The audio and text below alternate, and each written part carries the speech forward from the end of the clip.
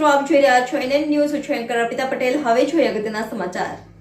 તારીખ 12/4/2024 રોજ રાત્રે 9 કલાકે વડોદરામાં રાવપુરા રોડ ખાતે આવેલ ટાવર 4 રસ્તા પાસે કડિયા મસ્જિદની ઉપર આગ લાગી હતી. ફાયર બ્રિગેડની ટીમ ઘટના સ્થળે પહોંચી આગ પર કાબુ મેળવ્યો હતો.